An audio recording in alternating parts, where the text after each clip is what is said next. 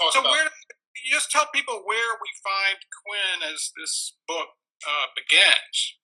Well, as we've talked about in the past, and as anyone who's ever seen me talk about this stuff in the in the past have talked about Quinn Coulson, has been really my love of several different things and several different genres, most notably the classic American Western. I always think about Quinn as being a classic American Western hero, only living in Mississippi. This book is kind of very much like an old Western that you'd see. It's our hero who's been left for dead, and he's coming back with vengeance, and that's what the story's about. These are reasons why he's left that way, or certainly from earlier novels. This involves him going after some unscrupulous characters who were with a Dixie Mafia type group that's in North Mississippi. But the ending of the last book, was interesting. What I wanted to do with the last book was end with the bad guys winning, and that's what I think that's all about. Is the last book, The Shameless, was really the bad guys won, and Quinn was out of it. And then this is the book about dismantling the people that have really taken over his county and polluted his own backyard. And it leaves without giving anything away, it leaves the story wide open where anything can happen after this, I think. I think so. It's one of the great things I love about your series is that it's about more than just Quinn, as we've said many times. And this book in particular really has a wide group of characters that you really care about and you worry about. I was talking to Megan Abbott, our mutual friend, about this book, and she was almost at the end, and she said, "Oh, I'm scared something bad's going to happen to one of my favorite characters." I was like, I can't say. But there's a lot going on there, and it's fascinating. When I was writing this book, one of the things I had a note on my desk, I said, burn everything down. Let's destroy everything. Hey, but don't tell anybody. Well, I won't tell anybody. It's your book. What the hell do I care? Tell them whatever you want. But essentially, like you and I have talked about this before, is how much I love the show Deadwood. And when the series was created 10 years ago, I think Deadwood was just really heavy on my subconscious, is doing a modern day Deadwood in North Mississippi and doing a southern Deadwood. And so this is like when you're watching a show like Breaking Bad or watching a show like Deadwood, where it's a culmination of all these different story threads. So things that have happened 2 books ago, 3 books ago, people that have come to town in the past, this is all about dismantling that. So this is not going to be a continuation book. There's not going to be things that are going to be happening now. It's really almost like a restart button for the entire series. And again, it's hard because I want to tell people what happens, but if we do, it's definitely a huge spoiler for everyone. Yeah. Well, speaking of, you really keep Quinn. There could be stories about Quinn for, the next. How long do you plan to do them until they haul you away? Well, so I've been talking to people earlier today about how this came about and how why did I develop this series? What was it all about and how did it come? Where did it come from? And so 10 years ago, I've been writing for several years books based on true crimes. And so I did a book about Machine Gun Kelly. I did a book that was about Phoenix City, Alabama in the 1950s. I did a book about the Fatty Arbuckle scandal in the 1920s. And it was my editor at the time, a guy named Neil Nyron, who's just a fantastic, wonderful editor. And he said, "I really want you to start a series." And I was apprehensive. I didn't necessarily want to do that. I really enjoyed doing my true crime books. It kind of melded the two worlds that I'm from, which is writing fiction and journalism, and I wanted to continue that story. But Neil had a good point. We talked about that there weren't any, Southern heroes that really represented this region in the way that, people follow books, like Wyoming, the way that, C.J. Box owns Wyoming. He has that area, or the way that, you'd think about Chandler's Los Angeles. And there just haven't been any books that were really about the core of the Deep South. And so that's pretty much where all of Quinn Coulson came from, which is develop something that felt like this area and resonated with the people of this area. Another thing that's interesting about going to the Quinn series after that, and I loved your series of historical-based crime fiction. When I briefly taught at the university, I used to teach those books all the time. That was before there was some kind of scandal that we went. It was ugly. There was not. I don't remember what happened, but people are recording this. They're going to believe your rascally implications. I can't remember what happened. But anyhow, you were going to talk about. The more I stammer, the more it sounds like you're telling the truth. But in reality, my brain just stopped working for a few seconds. It happens. Now, what I was going to say is that the leap from those books to Quinn was interesting because you started writing about contemporary. I mean, those books were almost like current events, like things would be happening, and then right upon their heels, a Quinn book will come out and address some of the things that are really happening right now in society. And I was wondering, I assume you could continue to go in that way, and I was wondering how you were thinking about handling this particular period of history with the pandemic and everything else. Is that going to come into what you do? Well, I think certainly, the pandemic, that's a whole thing. I think it's kind of a wait and see attitude of, when we get some kind of perspective on this whole issue. But just as far as the changes that are happening in the South, and particularly, there are things that, you and I use this quote all the time, Jack. This was yours. It's not original to me, which is when we were talking the last book at the time before that. We talked about how the Rangers started off with Quinn coming home and finding his hometown that he loves just completely infiltrated with this racist hate group that had come to town, and they were out hiding in the woods, and they were running these, paramilitary operations, that kind of stuff. And you brought up a point, said, 10 years ago, that was a little far-fetched, but now we have those people that are on the town square. And that's really how things have gone. And that's how things have gone in Mississippi, for both good and bad. And yeah, it's almost quaint that your bad guys were hiding out in the woods. Oh, I'm sorry. There was a little lag, and I stepped on what you were saying. No, I just think that was a great point. And even where I am right now, I'm on the Oxford Square right now. And, just last week or the week before, I looked out and there's a guy in full paramilitary garb walking around the Confederate statue with an AK-47. And that seemed like something so far-fetched 3 or 4 years ago, but now has come to fruition. But then, of course, good things are happening. And, I never thought that I would ever see living here a change in the Mississippi state flag. I thought that was a really far-fetched notion. So there's a kind of a push and pull going on in Mississippi, and I think that's what these books have always been about, which is a battle for the New South versus the Old South, and that's how I constantly talk about these characters who want to turn back time to back when the good old days and the South was, much simpler and a better time, and we all know that that's just a mythology. It's not true. You have a particularly weird old man in this book who's eating a lot of Little Debbie snack cakes. Nothing against Little Debbie snack cakes. They are not necessarily the preferred snack of white supremacists. Please delete everything I just said.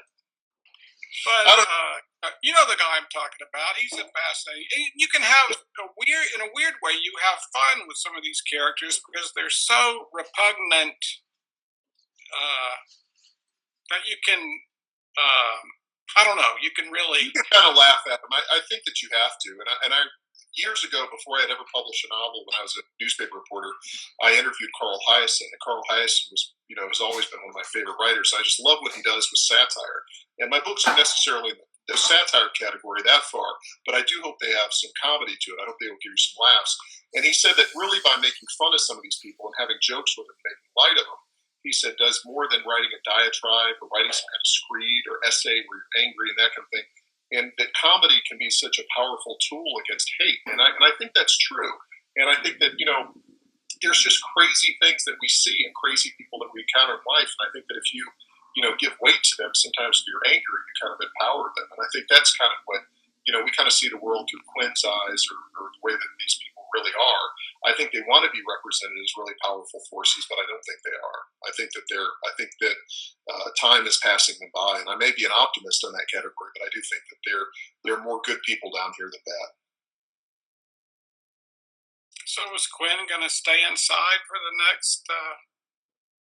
Yeah, the new Quinn Colson book that I'm working on 11 is completely set in his farmhouse. It's just in his kitchen, and there's someone who's killed, and he just has to solve the problem. But he can't go outside. He can't go outside. There's a lot of the mask is very muffled when they're talking, and so the dialogue's a little tricky. But I think I've got it. I think I've got a handle on the whole what I'd call the new pandemic fiction. Well, I am really looking forward to seeing where these characters go next because you set up an incredible, and it's a great trip to get there too. You have some of my favorite characters in this book, and the dialogue is always one of my favorite parts because Well, it's poetic and just filthy, really. but you talk about sometimes, I think that there's a little bit of an art form in profanity. I think profanity for the sake of just being profane, or you watch movies where people try to be tough guys and be, it's not any fun. But I love those movies in the '70s where people were just able to curse and they have so much fun with it. And I think like in a film like Smoking the Bandit is a great use of profanity. I think the Blues Brothers is a great use of profanity. So I think that sometimes when you have some profane stuff in there, it can be very funny. And I think in my books, it's not meant to be edgy or hard or whatever. I think it's just meant to be funny. So people need to take that into consideration. Those people who are sending letters, just remember that. Yeah, I think you do get a couple of letters sometimes about Yeah. your use of profane language. Yeah, there was a time, I don't know if I ever told you this, but I was reading Wicked City, my book about Phoenix City, Alabama. Before I went to give the talk, there was a very nervous library director said that they are very worried about me reading because the last time I had read at a place that one of their patrons was very offended. And it basically amounted to, I had read a chapter where there was a part where a guy went and urinated in a ditch. And I think it was written in that way. It wasn't profane in any way. It just mentioned a guy went to go urinate in a ditch, and people were very offended by it. So I've tried to let. I always say it's not an Ace Atkins book until someone urinates in a ditch. I think that's part of. I think that's part of. What do you call it? That's part of one of my pieces of style. I always. Yeah. It's like you look for. It's kind of like with watching a Ridley Scott film, and there's fans in it. You know that there's fans, and with one of my books, when somebody's urinating in a ditch, that's it. I think I captured the audience. I'm just looking. I'm just scanning through until I get there. I'm like, well, okay, enough of this character development. When's he gonna urinate in a ditch?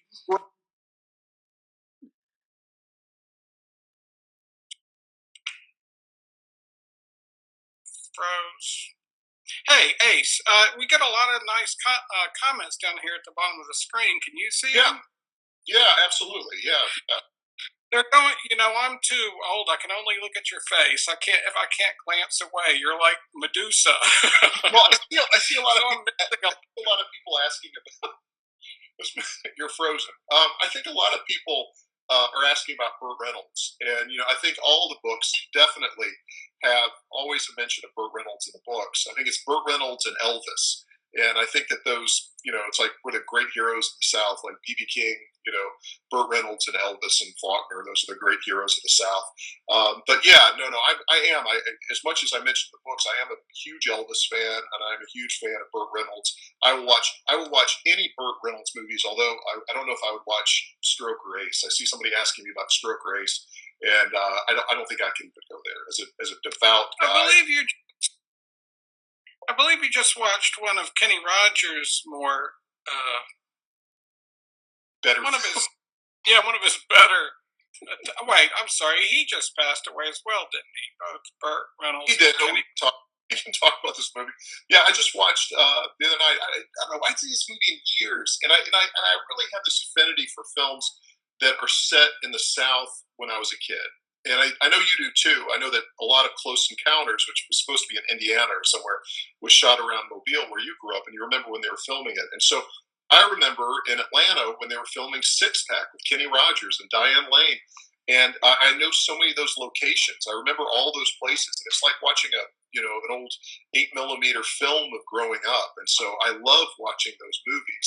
But in particular, so I actually tracked down a copy of Six Pack and watched it the other night. It's very heartwarming. Is it true that you made your children watch it? I did, and they were weren't necessarily really dig the Kenny Rogers vehicle, but I told them to sit down and they will watch this film. They will watch and they will appreciate Six Pack. So I think I did some good parenting there. I think I pulled it off.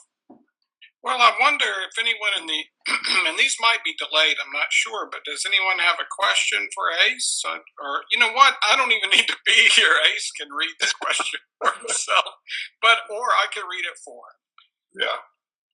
Or, Well, the other thing I think we talk about sometimes a lot is music, and you and I are big music guys. One of the things I get asked on a regular basis is, what do I listen to, or what's the soundtrack for the Quinn Colson books?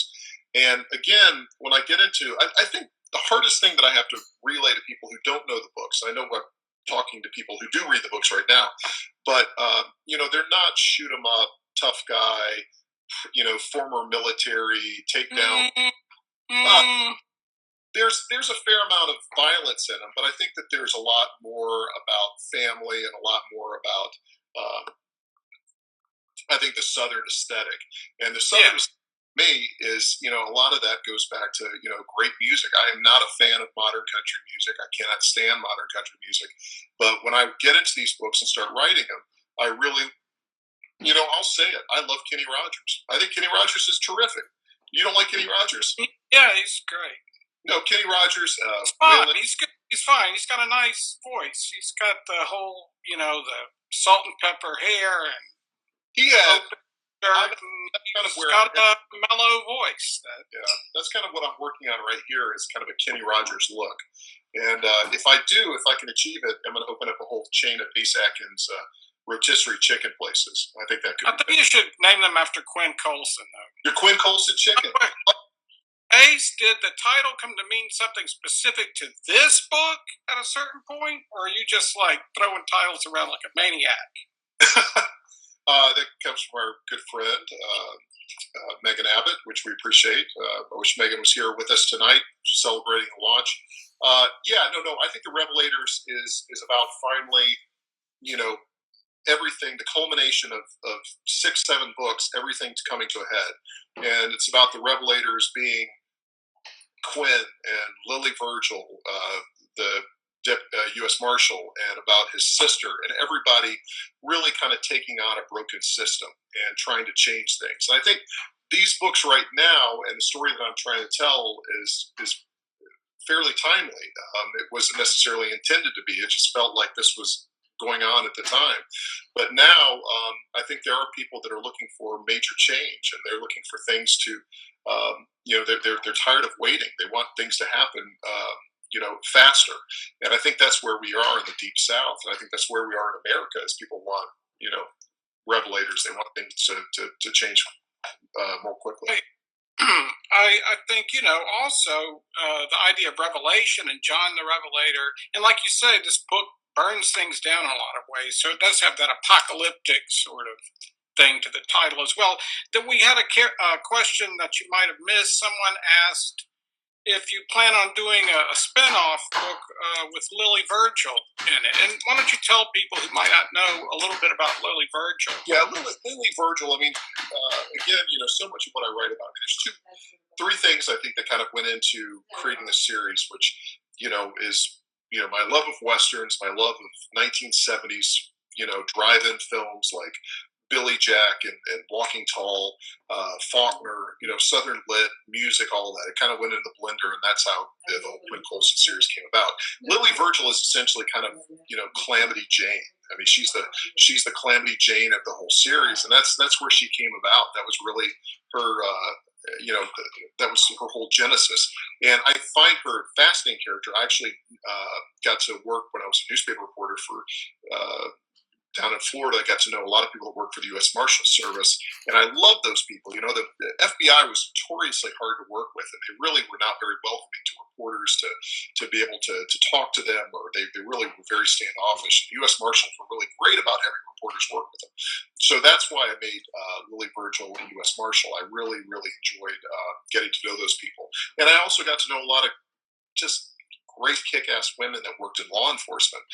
One of them was a woman named Jane Castor, who was a homicide detective when I was down there, and she ended up becoming the mayor of Tampa. She's the mayor of Tampa now. And so these tough, very straight-ahead, honest women is how Lily Virgil came about. And to answer the question, I have definitely thought about and sort of kind of planning doing some type of Lily Virgil spinoff. That's been in the works for a while. Cool. Any other characters you're interested in taking to new? Can you imagine doing? I guess you couldn't call it a Quinn Coulson book anymore, but can you imagine doing one of these where Quinn is more of a side character? No, I think I already did. I think in the book, Right. Lily Virgil was essentially, she was the, the hero. For marketing reasons, you can't change it over to a Lily Virgil novel. The way these books are sold and the way they're packaged. But Lily is she's the sheriff, and she is in charge, and she's running things, and a lot of it is from Lily's viewpoint and the innocence. And so I would love to go and tell another story with her. The book that I'm going to be working on next is really kind of I'm torn between those two characters because I like them so much.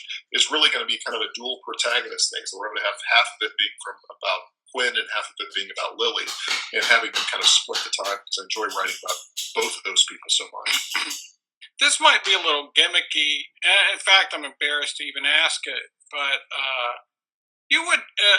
I can sort of imagine it, but I can also think of a lot of reasons why you might not want to do it. Have you thought about taking Quinn out of his, like a Coogan's Bluff sort of a story where Quinn's in a different environment from? Oh wait, somebody just commented a Quinn Coulson Christmas. I could see that. I'd do a Quinn Coulson Christmas, like a little, like a little nice book, and we could have all the music done by Kenny Rogers, Dolly Parton. It'd be very hard. Or a lot more curse words than they usually have in Christmas carols. So it's very heartwarming up into the point that everyone, people got shot, and at that point, that it would not be so heartwarming. But anyway, what was your question, Jack? Yeah, but have you thought about taking Quinn out of his? Well, actually, we've never really seen Quinn. Well, we've seen some flashbacks, but basically, we just see Quinn right here where he lives. Have you thought about taking him somewhere else? I have. I keep on having this idea.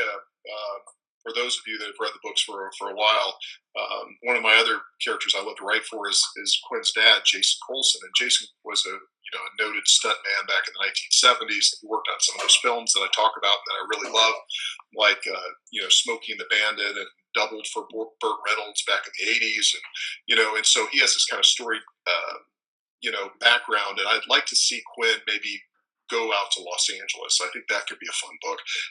But yeah, it's like Coogan's Bluff, those kind of, the Limey, those kind of stories. I like that, where you take a character out of their element, you drop them into a new world. But I'd love to see Quinn out in Los Angeles. I could see that.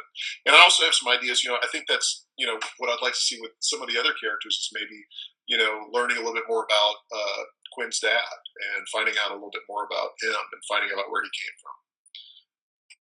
I want to apologize because I'm missing a lot of the questions as they fly by. Here's a good question. Right, is my friend Katie wants to know. She said, "What's the deal with all the strip clubs in your book? Do you do a lot of research?" So, and I don't. Those places, I don't go to those. Those places are just. I would stay away from them. I have to use my imagination. That's the the beauty of being an author, is imagining what that would be like. Although I'll mention, talking about strip clubs in the Deep South, that kind of stuff. I hear about this great show that's on Stars right now called P Valley. Have you heard about that? It's about the intricacies and the ins and outs. You say frozen. Oh, Mississippi Delta, and I think that'd be just a great show to explore all the different angles of that. I was just informed I can scroll, which I didn't realize. Someone has an idea of Mariska. What's that? I see right there. So, would you include the pandemic in future Coulson books? Yeah, I would. I think I have to, because for me, when I read about Spencer, I think Spencer is kind of a stylized, static world in Boston. I mean, Spencer doesn't necessarily age. Things don't necessarily change that much in Boston. Although I've tried to kind of facilitate it to get it more modern. But Quinn's world is definitely reflective of the times. Things are happening right now with the changing of the state flag, with people becoming agitated, with the the current pandemic certainly is something that I have to write about. I mean, it's something I can't ignore. And what I really want these books, and what it started off, from the very get go, is to write about books that reflect what's happening now, what's modern, what's going on in Mississippi, what's going on in the South, what's going on in the country. And so I don't know if it'll be the next book, but it may be the book after that. I've got to address how the pandemic is affecting people. And I'd like to maybe have a book between that time, just to kind of get in perspective. I hope by 2021 we're doing much better. Yeah, me too. But that's one of the great pleasures of these Quinn Coulson novels is you really feel like you're living it along with the characters. And they're very much of the time. Someone asked what you're drinking. What are you drinking? Well, I'm drinking a nice beer. What am I drinking here? Drinking a Devil's Harvest IPA. One of my favorite beers that was at my favorite restaurant in town at Ajax. I really miss going to Ajax and getting cold Devil's Harvest IPA and getting a nice plate lunch, and that was part of my daily routine. And of course, all of that has changed. And I do. People have asked me a lot how the pandemic affected me as a writer, and I have to say I'm very fortunate because I think for you and for me, we're kind of hermits by nature, and we kind of sit down and work, and we're fortunate to be able to work in front of a computer, and we can do that anywhere. But I really, for our good friends here in Oxford that are in the restaurant business, people that are musicians, it's a terrible time for everybody, and it's a tough time just to see people that can't do that. And I tell people, I've been asked, is it tough for me? And I said, no, not at all. I said, I'm very fortunate. But right now, I mean, the people in Oxford that are trying to get back and get things going again, it's taking a while for sure. Someone asked if you thought about taking on writing partners as you have so many ideas. They're giving an example of James Patterson. Yeah, no, I don't have James Patterson's kind of money to for all those people. And also, these are my people. These are my characters. I wouldn't trust anyone else to write a Lily Virgil book or to write something about, Quinn's dad. It's something I want to do. Yeah. And it's, at some point, where you've been doing this for 10 years, it becomes kind of your life work. I mean, these characters are, very important to me. They've become kind of like family members. I spend a hell of a lot of time with Quinn Coulson and his family, and no, I wouldn't want to trust them to anyone else. Katie has a good question here. And by the way, the strip club question was from Cody. She wants to make that clear. But she wants to know about what's going on with the idea of bringing Quinn to the screen, either TV, movies. Well, it's something that people will be reading about, I think, in the next week or so. But there's some big news on that front. I don't want to necessarily break the news right now, but it's something that's been in the works for about a year, and I think we'll finally be able to let people know about it within, hopefully by early next week. But it's something very exciting, and it's something that actually has been going on for about a year. So we'll talk about that then. Well, that's very, very exciting. I'm kind of hurt that I haven't heard anything about this until just now. The only thing that I'm hoping is that, do you think we could get, with your connections, possibly the people who worked on Money Plane? Could we do something like that? That Money Plane? Yeah, I don't think people know what Money Plane is, so I don't want to bother anyone with that. But do yourselves a favor and look up Money Plane. Just Google it. Not now because Ace is talking, but later. Google one of the great things, Jack and I are great friends, and we've been great friends for a long time. And of course, we love movies. We talk about movies all the time. We talk about music all the time. And something, we often talk about classic movies. We talk about, I could go on and talk about the classic westerns that, Quinn Coulson, how they came about from High Noon and Will Kane to, talking about Johnny Guitar and how that character Vienna, really became Fanny Halfcock and all that stuff. But sometimes we go down the road of movies that maybe aren't kind of like Nicholas Ray quality.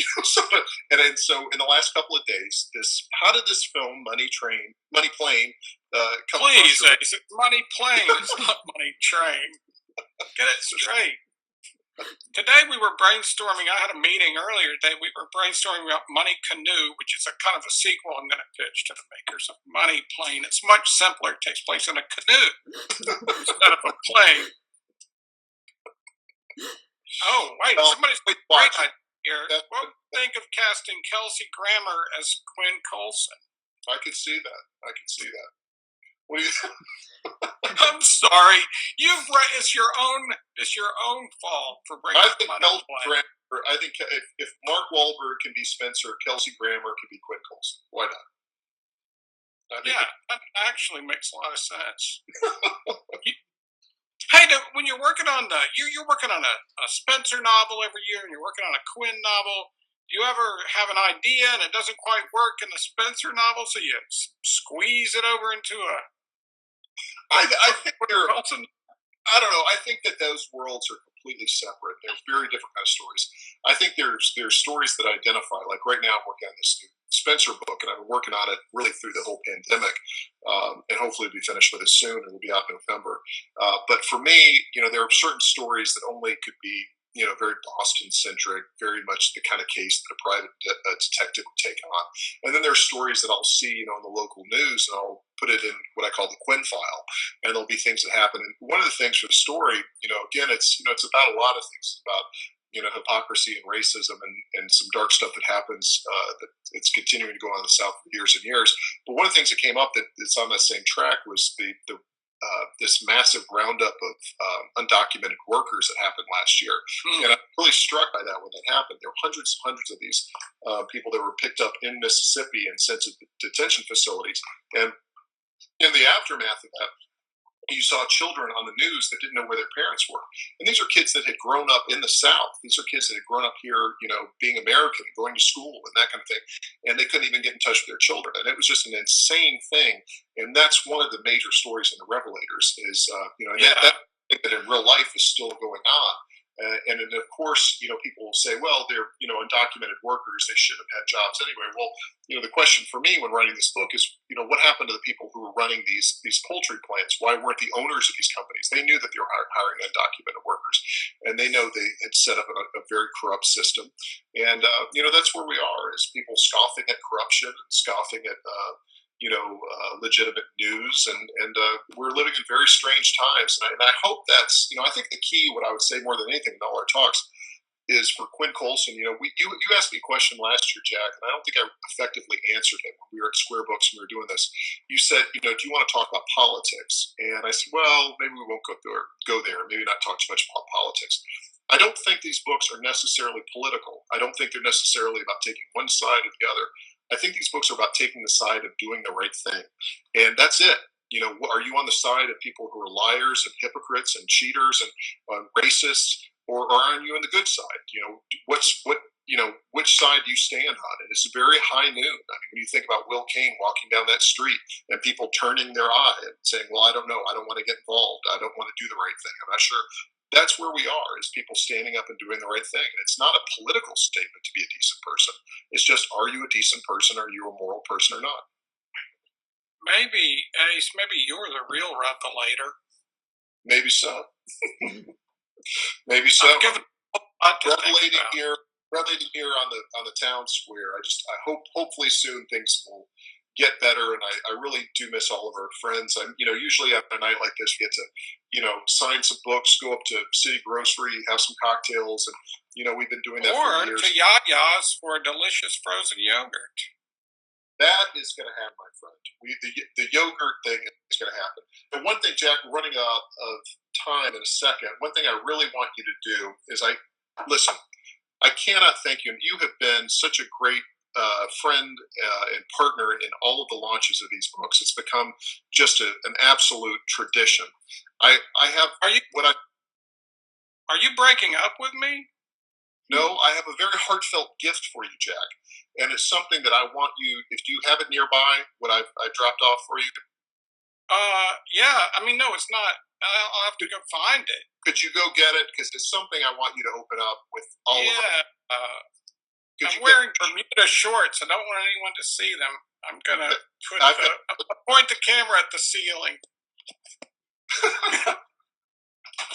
Well, I have really appreciated Jack's help in all this, and it really is a strength. It's just such an odd thing to be launching these books and be talking about it without our friends at Square Books. And Square Books has been a partner for me, going back to when I used to write my Nick Travers books in 1998. I've been coming here for that long, and so for over 20 years, Square Books has supported me. They have sold my books. They have hand sold my books. They have helped me launch Quinn Colson. They have talked about, and that's really become, a partner store for me, and I can't thank them enough. For those of you, we'll join back with Jack in just a second. But for those of you who may have any other questions or anything like that, please feel free to message me on Facebook or on Instagram. Let me know. All right, Jack, this is it. And again, I can't tell you. I don't want to get too emotional, and I don't want to get obviously a psychotic person. I'm no handwriting expert, but Ted Bundy. All right. I don't want to get too emotional here. This is something that I think really it represents our friendship. It represents really everything that it's encapsulated in this package. And I hope this will be a less lasting testament to our friendship and to your continued support of my career. So as usual, your taste is impeccable. Yeah. Here's, as you can see, kind of a Bob Fosse frog. It's actually I think he's in the road production of Cabaret. And he's doing a little. Michael, wait, with the mic. Oh, it's my. You're right. He's got the frog based on Michael Jackson, which. Hey, everybody. Sorry we had a few technical glitches there at the end, just part of book tour during a pandemic. But I want to thank my buddy, Jack Pendarvis, the wonderful writer of Adventure Time, multiple Emmy Award winner, and he's always such a great sport of having me on. And I do hope he enjoys that wonderful, wonderful gift that I gave him that really came from the heart. Thanks so much for everyone who joined us, and we'll see you next year.